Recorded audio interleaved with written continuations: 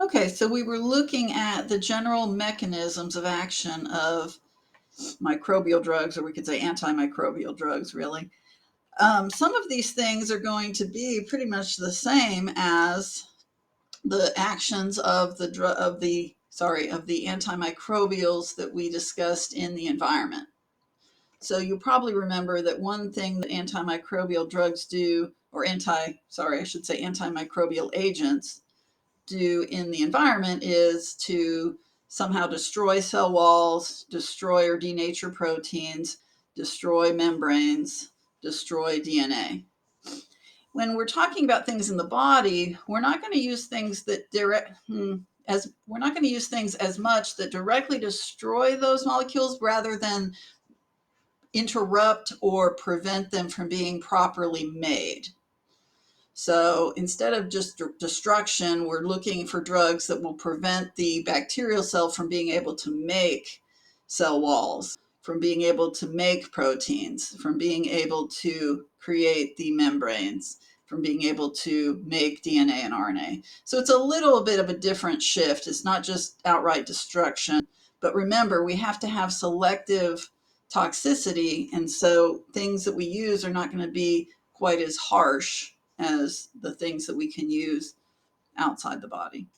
So things that are inside the body are going to be more about blocking or preventing synthesis of cell walls and proteins and membranes and DNA and RNA.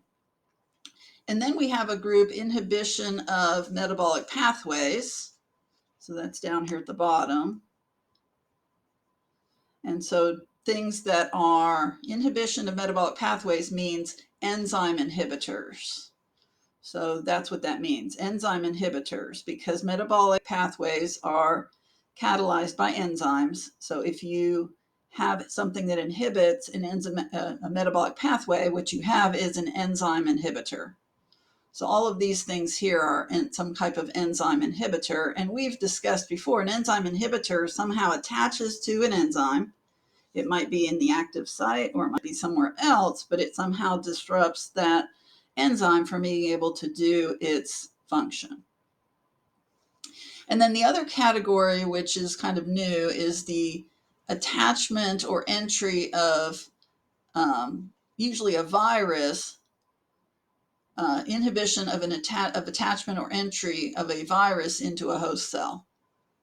So that's something we didn't really discuss in chapter 9, but in chapter 10, anything that blocks the virus's ability to enter a host cell, because viruses, unlike bacteria, viruses have to go inside your cells in order to create an infection.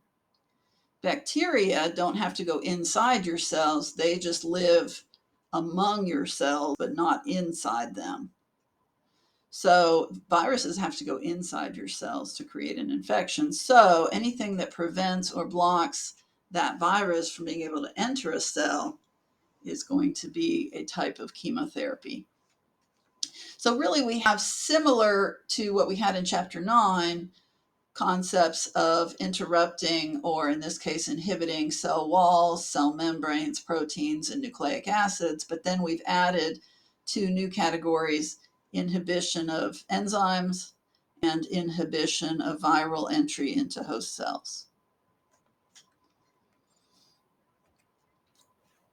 All right, so we're going to talk about a few. And like I said, we are going to talk about penicillin because it's one of the first natural antibiotics and we really learned a lot about antibiotics through that early work with penicillin. So I can't let you get through microbiology without a pretty good understanding of what penicillin is and what it does. And so penicillin falls into the category of drugs that inhibit the synthesis of bacterial cell walls.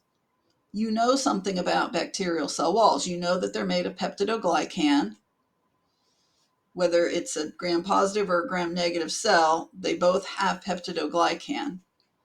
And the penicillin doesn't affect the existing peptidoglycan. It actually just prevents the cell from being able to make or build new peptidoglycan.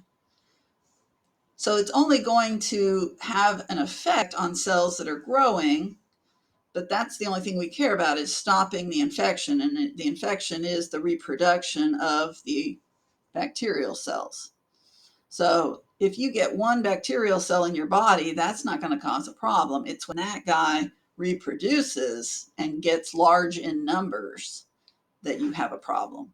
And so if we can prevent that cell from being able to reproduce, then we have prevented the infection, or anything that would be harmful. So so penicillin belongs to a group of drugs called the beta-lactams. And a beta-lactam prevents the NAM subunits from being cross-linked. You may remember there are little 4 amino acid chains that connect the different strands of NAG-NAM carbohydrates. So those cross-links have to be put in place, and penicillin blocks the enzyme that puts those units in place. It only affects the cell walls that are being built brand new. But any cell that's dividing has to build some new cell wall to make two cells. One cell has to build a septum, you'll recall, to separate one cell into two cells. So by attempting to build that new cell wall, it provides an opportunity that penicillin can then prevent the building of that structure, and therefore those bacteria have a cell wall that's very weak, and the cell will eventually burst. So in this picture at the bottom, you see they're showing the penicillin is like a little green spot. You see it's kind of inserting itself to prevent the cross-bridge chains from being inserted, and then you see on the bottom right the cell lyses, the cell bursts because of the weaknesses. At the top of this slide, you see penicillin at the top, penicillin G. That's the natural chemical structure of penicillin. Methicillin, which is right below it, is one of the most common semi-synthetic versions. And if you compare, you don't even have to know too much about chemistry, but when you compare and look at the natural penicillin structure and look at the methicillin structure, you'll notice there's just a few little attachments different between them. So scientists figured out if we attach an O and a CH3 up here and an O and a CH3 down here, it becomes more stable and easier to keep on the shelf, and so on. So methicillin is a semi-synthetic, a slightly altered version of the natural penicillin, which is released from Penicillium fungus. And then there have been some other semi-synthetics, but if you look at them, the reason these drugs are called the beta-lactams is because they all have this little square structure. It has 3 carbons and 1 nitrogen in the structure, and that's called the beta-lactam ring. And so that's the thing that inserts itself and prevents the enzyme from being able to make the amino acid cross bridge. So in the picture down below, that little green square is representing this green square called the beta-lactam ring. So that's the critical part of the molecule that they have to maintain. When they make a semi-synthetic, they have to make sure that that's still there. But they can make other changes that don't affect the action of the drug. All right, in this slide, actually, I need to make a change here. Bacitracin does not fall under the beta-lactam heading, so I moved it over here. So semi-synthetic beta-lactams are more readily absorbed, more stable, less susceptible to deactivation, more active against more types of bacteria, etc.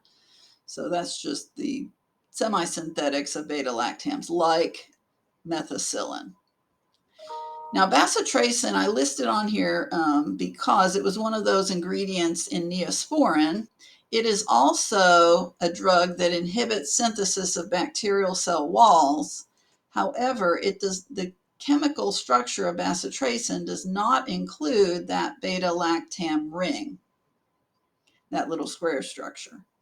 It has a different chemistry, but it also prevents synthesis of bacterial walls because it prevents the cell from being able to bring the NAG and NAM subunits to the enzyme that builds the cell wall.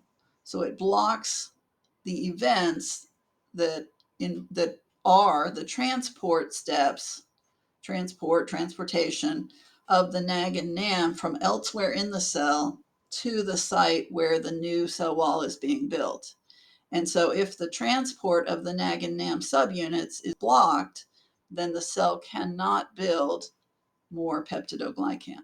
So it's a different action, but it has the same effect as penicillin in that it prevents the bacterial wall from being built, and therefore the cells become fragile and they burst. Now, I just want to mention, we're not going to remember the name of this drug, echinocandin, but there are drugs that can inhibit the synthesis of fungus cell walls. Fungal walls are not made of peptidoglycan, but because mammals, humans don't have cell walls, then if you have a fungal infection and you use a drug that prevents synthesis of a fungal cell wall, it will have no effect on the human cells. So that's another concept of selective toxicity. We want to kill the fungus. We block something in the fungus, but that has no effect on an animal cell in that example. Also, back to discussing bacteria, we use drugs that block protein synthesis. So they block the ribosomes. Prokaryotic ribosomes in bacteria have enough differences compared to eukaryotic ribosomes. And what I mean is differences in their actual chemistry and their actual construction, that there are drugs that will block prokaryotic ribosomes and have no effect on eukaryotic ribosomes. So you may be familiar with Zithromax, azithromycin is the generic name, tetracycline, neomycin. Neomycin is the one that's in Neosporin. So those will inhibit protein synthesis in bacteria. And there's more than this. I just give you a list of ones that you might recognize. All right. What about disruption of plasma membranes? Polymyxin is a chemical that disrupts bacterial cell membranes without disrupting human cell membranes, so that's critical. And there's a drug called azole. The azoles disrupt fungal cell membranes without affecting human cell membranes. And I give you a picture here just to make a connection. Lotrimin can be used for athlete's foot, which is a fungus. And you'll notice in the name of the drug, clotrimazole, azole, right there that's azole. That's an antifungal because it disrupts fungal cell membranes without affecting human cell membranes. All right, inhibition of metabolic pathways, that means enzyme inhibitors. So you have a picture down here of an example, but this is a general concept. Let's say you have an enzyme that's important for bacteria and you have its normal substrate, okay, is in this case called PABA, which is converted to dihydrofolic acid, but it doesn't matter. Whatever the enzyme does, you know that the substrate goes into the active site and then a product is produced. Well, what if you can find a drug that locks into the active site of an enzyme, but then stays there? Well, then in that case, the PABA cannot be converted to dihydrofolic acid. And all that means is that whatever the enzyme that's being blocked, something is being blocked in the bacterial cell. That means that the cell cannot do some of its important functions. And that means the cell cannot reproduce. Because you'll remember bacteria, all of their metabolic processes are geared towards reproduction. So pretty much if you block almost any enzyme in a bacterial cell, you will be able to block its ability to reproduce.